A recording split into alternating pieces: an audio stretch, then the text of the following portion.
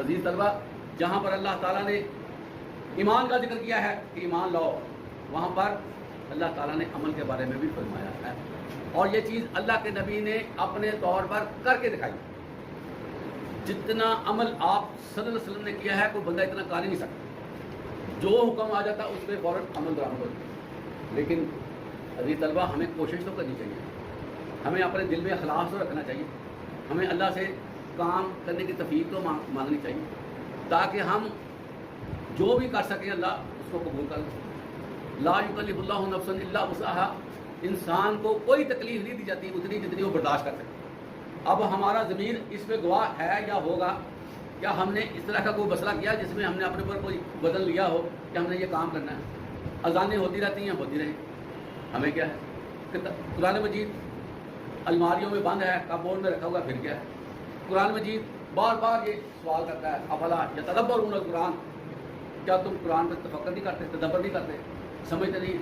ہم کہتے نہیں، ہمیں سمجھنے کی ضرورت ہے۔ عزیز طلبہ، یہ ساری چیزیں ہم سے سوال ہونا ہے، اور اگر ہم نبی اکرم صلی اللہ علیہ وسلم کا قیامت کے دن اور جنت میں ساتھ چاہتے ہیں، کمپنی چاہتے ہیں، اللہ کے نبی کا دیدار کرنا چاہتے ہیں اور اللہ کے نبی کی شفاعت لینا چاہتے ہیں، تو نبی کی ہدایات کو سمجھنا ضروری ہے، سیکھنا ضروری ہے۔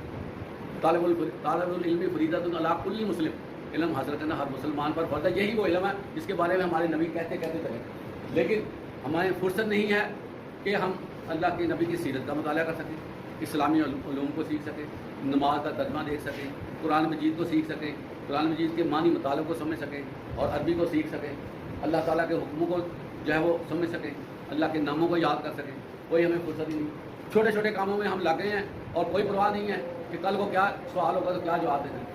تو عزیز طلبہ، غور کرنے کا مقام ہے، صرف تقریبات کے حوالے سے کام نہیں چلے گا، ہمیں اس میں عملی طور پر داخل ہونا پڑے گا اور ہمیں عہد کرنا پڑے گا۔ آج کا دن یہ تقاضا کرتا ہے کہ ہم اللہ کے نبی کی سنت پر پوری طرح عمل پیرا ہونے کے لیے اپنے آپ کو تیار کریں۔ آپ کیا وعدہ کرتے ہیں کہ ہم سنت نبوی کو اجاگر کریں گے؟ شاباش۔